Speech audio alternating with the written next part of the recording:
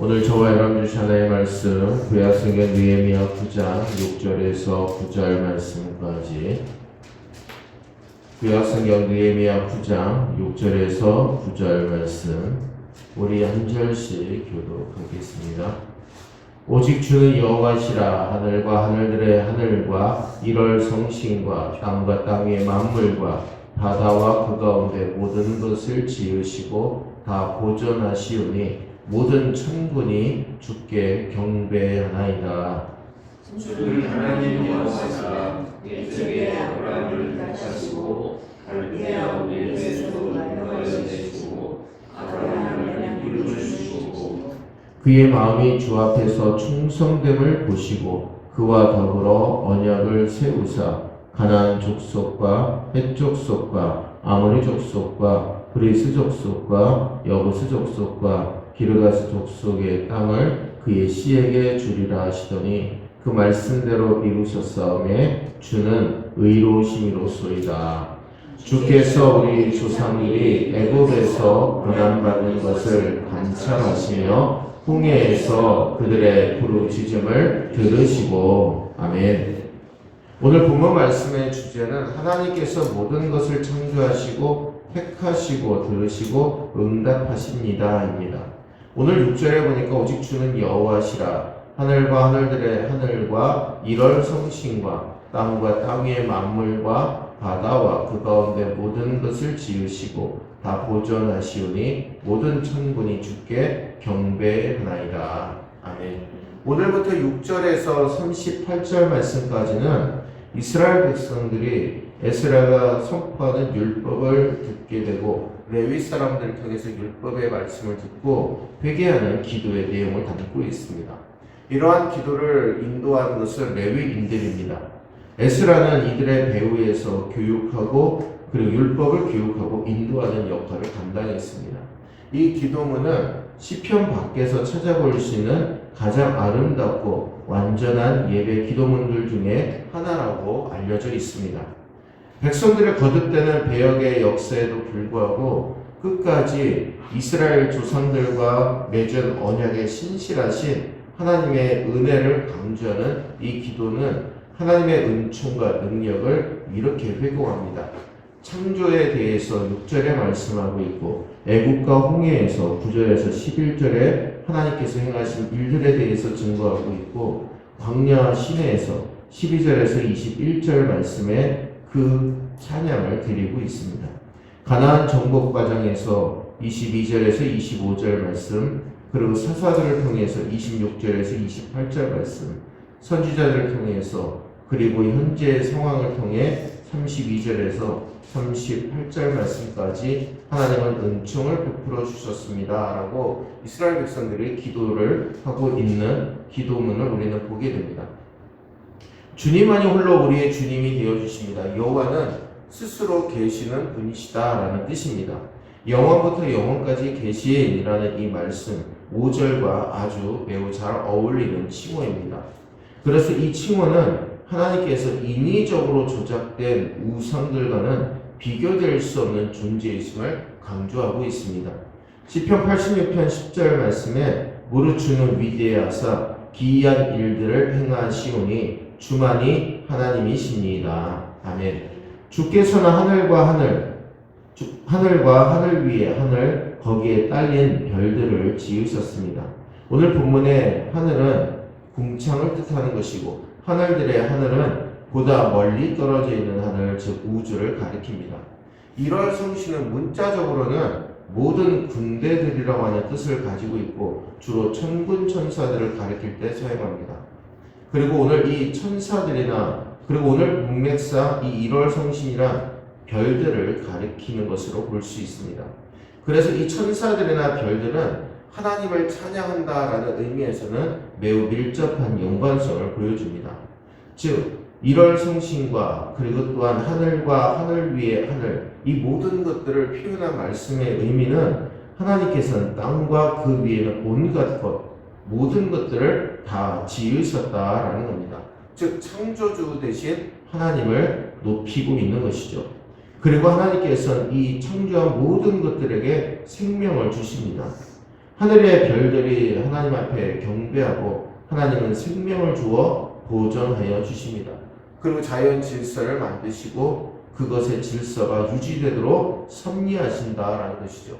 우리가 살아가는 모든 자연에 운행하는 것은 하나님께서 지으신 법칙과 그 모든 것들로 이루어진다라는 겁니다.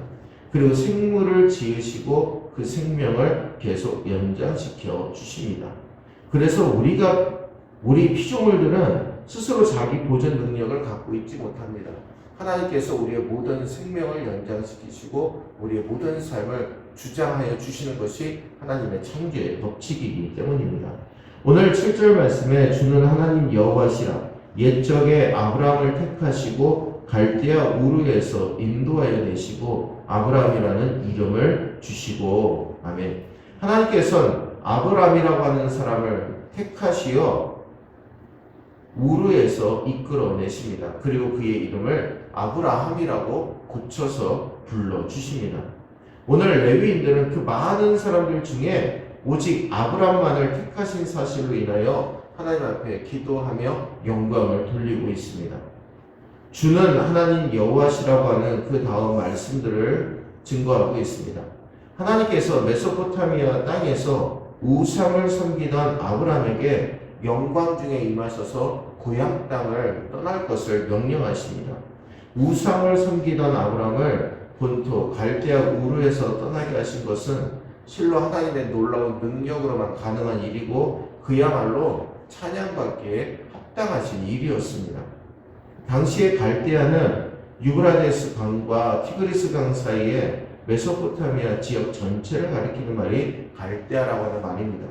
한편 우르라고 하는 말은 메소포타미아 지역 중에 페르시아만에서 약 250km 정도 떨어진 남부에 위치한 곳입니다. 바벨론의 포로로 끌려갔던 유대인들이 주로 거주했던 닛불이라고 하는 곳은 우르로부터 북쪽으로 약 150km 정도 떨어진 곳이었습니다. 하나님이 아브라함과 더불어 후손에 관한 언약을 맺으면서 그에게 이름을 바꾸어 주시죠. 아브라함이라고 바꾸어 주십니다. 즉 아브라함은 한 부족의 아버지였다면 오늘 아브라함은 여러 민족의 아버지라고 하는 뜻으로 하나님께서 그를 부르시고 이름을 붙여주십니다. 즉 아브라함이라고 하는 이름을 붙여주신 이유는 그를 통해서 새로운 큰 민족을 이루실 소망을 그 이름에 담아주신 것입니다. 오늘 8절 말씀에 그의 마음이 주 앞에서 충성됨을 보시고 그와 더불어 언약을 세우사 가나안 족속과 헷 족속과 아모리 족속과 브리스 족속과 여부스 족속과 기르가스 족속의 땅을 그의 씨에게 주리라 하시더니 그 말씀대로 이루셨사오매 주는 의로우심이로소이다. 아멘. 아브라함의 마음이 하나님 앞에서 진실됨을 보시고 하나님께서는 가나안 사람과 헷 족속과 아모리 족속, 브리스 족속, 여부스 족속과 기르가스 족속의 땅을 그 자손에게 주시겠다라고 언약을 맺으셨습니다. 하나님께서는 언약을 맺으시면 그 언약을 이루시기 위해 일하시고 끝까지 그 언약을 지키시는 분이십니다. 그래서 우리가 믿는 하나님은 어떤 상황에서도 하나님의 자녀와 맺은 언약은 반드시 지키시는 분이시다라는 겁니다. 우리가 그것을 믿기 때문에 하나님을 온전히 섬기고 믿음 가운데 살아가고 있는 것입니다. 하나님께서 아브라함의 어떤 선행이나 공로 때문에 그와 언약을 맺지 않으셨습니다. 다만 아브라함이 여호와 하나님을 믿었을 때 하나님께서는 그를 의롭다 하셨고 그 의 때문에 그는 언약 백성의 조상으로 복의 조상으로 인정을 받게 된 것입니다. 즉 아브라함의 믿음조차도 그의 공로가 될 수 없는 것은 그 믿음조차 하나님의 주권적인 은혜였기 때문입니다. 그럼에도 불구하고 아브라함이 하나님의 명령에 순종하여 그 외아들 이삭을 희생제물로 기꺼이 바치고자 했던 실천적 신앙 또한 간과될 수는 없습니다. 하나님께서 아브라함에게 가나안 땅을 기업으로 주기로 약속하셨습니다. 이 약속이 이루어진 것은 약속이 주어진 지 430년이 지난 뒤였습니다. 즉 그 약속은 여호수아와 백성들이 요단강을 건너 그 땅을 정복함으로 성취되어진 것입니다. 가나안 정복 당시에 가나안 땅에 거주했던 대표적인 7족속 중에 아모리 족속 대신 히위 족속과 블레셋 족속이 들어갑니다. 그리고 아브라함 당시에 가나안 땅에는 초기 원주민들 곧 르바와 앱, 호리, 수스, 아낙 족속 등이 거주했습니다. 하나님은 의로우셔서 말씀하신 것을 지키셨다라는 겁니다. 9절 말씀에 주께서 우리 조상들이 애굽에서 고난받는 것을 감찰하시며 홍해에서 그들의 부르짖음을 들으시고 아멘. 하나님께서는 우리의 간구에 귀 기울여 주십니다. 주의 백성이 주의 자녀가 하나님 앞에 기도하게 될 때 하나님은 허투루 듣지 않으신다라는 거죠. 자녀의 기도에 귀 기울이시고 그 기도를 들으시고 하나님께서 정하신 때에 응답해 주십니다. 하나님은 안 이루어 주시는 것처럼 우리가 여기는 것처럼 생각이 되지만 하나님은 하나님이 정하신 때에 그 하나님의 자녀의 기도를 이루어 주신다라는 겁니다. 하나님은 우리 조상들이 이스라엘 조상들이 애굽에서 고난받는 것을 보시고 홍해에서 부르짖을 때 들어주셨습니다. 오늘 본문 이제 9절에서 12절까지의 말씀은 출애굽 당시에 하나님이 그 크신 권능으로 백성들을 구출하신 사실에 대해 언급하고 있습니다. 그래서 성경 저자들에 의해서 이스라엘 역사상 가장 중요한 구원 사건으로 간주되고 있습니다. 그래서 우리는 구약에서 세례라고 하면 홍해 바다를 마른 땅과 같이 건너게 된 것을 세례받은 사건으로 또한 우리는 이야기를 합니다. 오늘 애굽에서 살던 이스라엘 백성들이 그들에게 호의적이던 왕조가 무너지고 새로운 이스라엘 백성들을 그리고 요셉을 알지 못하던 새로운 왕조가 들어서면서 중한 노역에 동원되는 듯 핍박을 받게 됩니다. 이러한 일이 있을 때 백성들의 부르짖음이 있었고 그것이 하나님께 상달됨으로 감찰하셨다라고 말씀합니다. 보다 알다라는 뜻으로 자세히 살펴서 그들을 하나님께서 구원하셨다라는 뜻입니다. 홍해에서 부르짖음이 있었던 것은 이스라엘 백성들이 애굽에서 탈출했으나 홍해가 그들을 가로막고 더군다나 애굽의 군대들이 바짝 다가왔을 때를 의미합니다. 하나님께서 그 부르짖음을 들으시고 모세를 통해 홍해가 갈라지도록 역사하셨습니다. 오늘 이 부르짖음은 4절의 부르짖고와 동일한 단어입니다. 하지만 부르짖음의 이유가 다릅니다. 9절에서 느헤미야는 시간상 10절의 내용보다 뒤지는 사건을 먼저 언급합니다. 고난을 감찰하신 사건과 부르짖음을 들으신 사건을 함께 묶어 언급함으로 하나님께서 이스라엘 백성들에게 베푸신 은혜가 얼마나 컸는지를 부각시키고자 함이었다라는 겁니다.